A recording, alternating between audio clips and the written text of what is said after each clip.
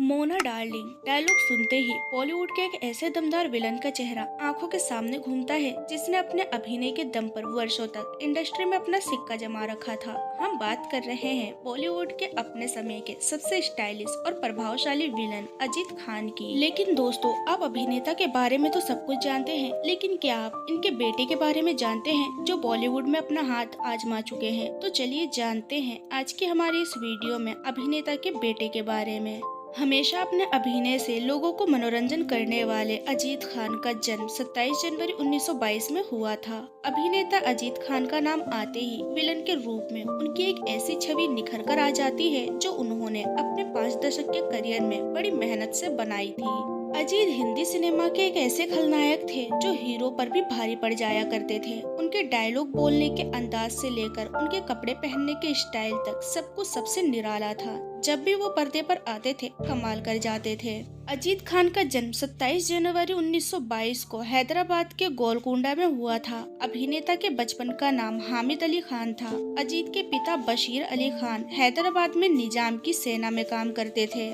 अजीत ने अपनी शुरुआती पढ़ाई वारंगल जिले के सरकारी जूनियर स्कूल से पूरी की थी, लेकिन उन्हें दिलचस्पी अभिनय में थी। जी हाँ, अजीत खान को भी बचपन से ही अभिनय का शौक था, जिसके कारण उन्होंने अपनी पढ़ाई को बीच में छोड़ने का ही फैसला कर लिया था।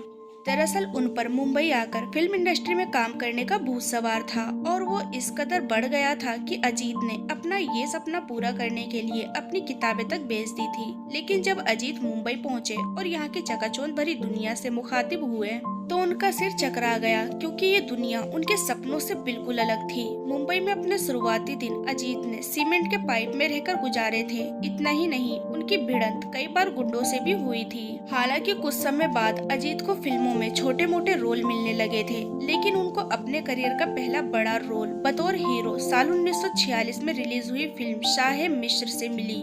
पहली बार इस फिल्म में बतौर हीरो काम करने के बाद अजीत अपने सपनों की दुनिया में आगे बढ़ने लगे थे। इस फिल्म में मिली प्रशंसा के बाद उन्होंने कई फिल्मों में बतौर हीरो काम किया था। इतना ही नहीं, अजीत को उस समय के सभी मशहूर अभिनेत्रियों के साथ काम करने का मौका भी मिला था।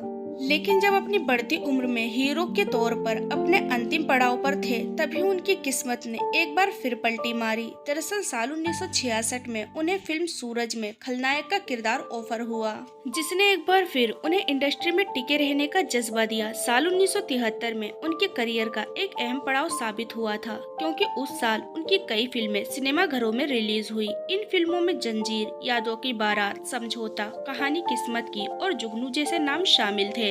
इन सभी फिल्मों में उन्होंने बतौर विलन काम किया था। अजीत ने अपने करियर में 200 से ज्यादा फिल्मों में काम किया था, लेकिन 22 अक्टूबर 1998 को उन्होंने इस रंगीन दुनिया को हमेशा के लिए अलविदा कह दिया था। इसी दिन अजीत ने हैदराबाद में अंतिम सांस ली थी। बॉलीवुड में उनके योगदान को कभी भुलाया नहीं जा सकता। वहीं बात की जाए उनके बेटे के बारे में, तो आपको बता दें, अपने पिता की तरह शहजाद ने भी फिल्म इंडस्ट्री में अपना करियर बनाने की ठानी थी, लेकिन उन्हें वो मुकाम हासिल नहीं हो सका जो उनके पिता को हुआ था। अपने पिता के बदौलत उन्हें फिल्म इंडस्ट्री में काम तो मिल गया, लेकिन वो कामयाबी नहीं हासिल हो पाई और गुमनामी में खो गए। अंदाज अपना अपना से लेकर घरवाली बहारवाली जैसी फिल्में शहजाद काम कर चुके हैं। तो दोस्तों, अभी के लिए बस इतना ही। मिलते हैं अगली वीडियो में, तब तक अपना ध्यान रखिए। Bye bye.